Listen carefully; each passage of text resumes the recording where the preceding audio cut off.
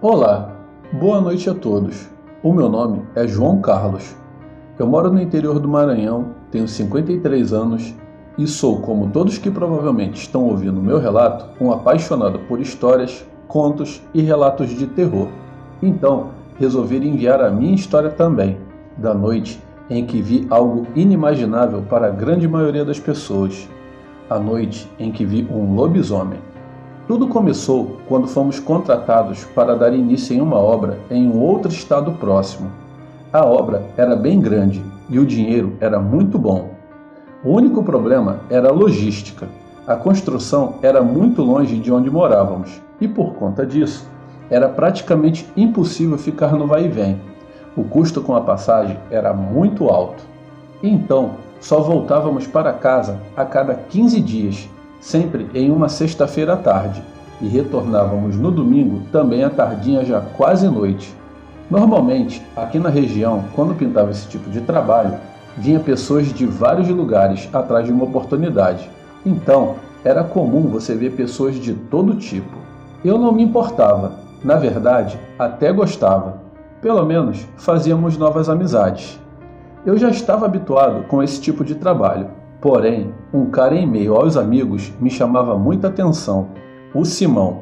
Simão era um cara de aparência bem humilde, assim como todos ali presentes. Afinal, todos éramos peões de obra.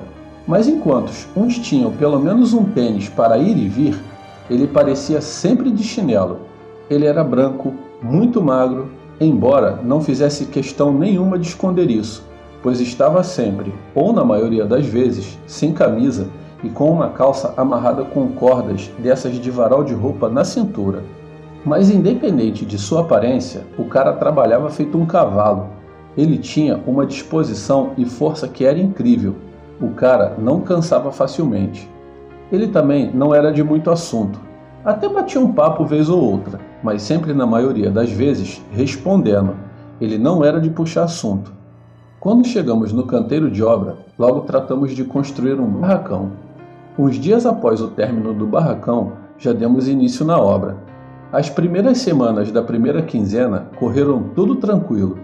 Trabalhávamos de 8 às 5. Então, era muito comum depois do dia de batalha, a rapaziada sair para dar uma volta no local. Uns iam conhecer a área, uns iam para bares, outros ficavam no barracão mesmo. E outros só iam andar para distrair a cabeça. Passou a primeira quinzena e fomos embora sexta à tardinha. Era chegada a hora de matar a saudade da família. E no domingo, já ao cair da noite, retornamos. Dentro do ônibus, já notei que Simão estava mais calado do que o de costume, o que já era muito, mas acabei dormindo na viagem para aproveitar o máximo para descansar.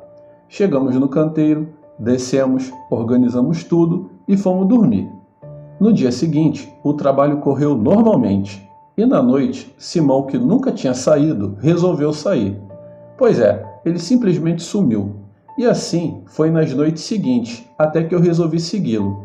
Ele dizia que iria num prostíbulo, mas todo dia? Mas antes eu não tivesse seguido ele. No meio do caminho, ele pegou uma espécie de trilha que entrava em um local muito deserto e sem iluminação.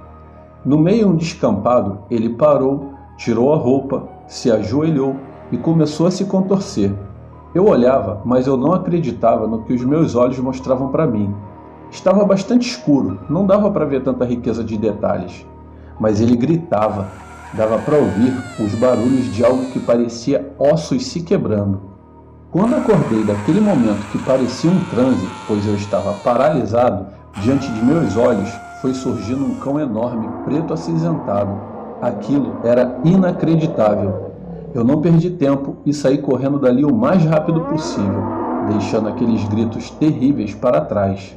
Cheguei no barracão completamente sem fôlego. Eu fiquei acordado o máximo que deu, mas cansado e deitado na rede, foi impossível lutar contra o meu sono e eu acabei dormindo. Eu não vi a hora que Simão voltou e nem sei se voltou. Eu só sei que no dia seguinte o meu coração quase saiu pela boca, pois Simão, que não era de abrir a boca, veio falar comigo. Ele me deu um bom dia, na qual eu respondi. Ele perguntou se poderia trocar uma palavra. Eu disse que sim, sem problemas. E ele foi logo falando que eu não deveria ter seguido ele naquela noite, pois eu acabei vendo coisas que não deveria. Eu pedi desculpas, que não tinha feito por mal. Ele disse para eu ficar calmo, pois isso é uma maldição que ele carrega desde seus 16 anos, mas que de tempos em tempos ele deixava a fera sair um pouco. Era preciso. Ele não podia deixar preso o espírito de seus ancestrais, mas que ele não machucava ninguém, pois tinha total controle e apenas se alimentava de pequenos animais que encontrava em suas andanças. Eu perguntei por que ele estava me contando tudo aquilo. Ele me disse que as pessoas têm medo do desconhecido e que já que eu tinha visto ele não queria que eu tivesse medo, e sim entendimento, mas que eu não poderia revelar isso para ninguém, pois aí sim poderiam haver consequências gravíssimas. Eu ouvi aquilo tudo calado, apenas concordando com a cabeça. Eu tenho certeza que muitos devem estar se perguntando: se não poderia falar, pois poderia sofrer consequências gravíssimas segundo Simão, por que estou contando isso agora? E eu vou explicar. Primeiro, que isso já tem mais de 30 anos. Segundo, que Simão já não se encontra mais entre nós, pois foi assassinado com 3 tiros, misteriosamente no meio da noite, próximo a uma praça, perto de uns bancos. Pela manhã, encontraram o corpo, e todos ficaram sabendo. Alguns dizem que foi briga, outros que foi cobrança de dívida de jogo. Muitas teorias e nenhuma certeza. Eu já acho que foi em uma de suas andanças, como ele dizia, e alguém fez o que qualquer um faria ao encontrar com aquilo que eu vi naquela noite. Bom, essa é a minha história da noite que eu conheci um lobisomem. Muito obrigado por contar esse meu relato e uma boa noite.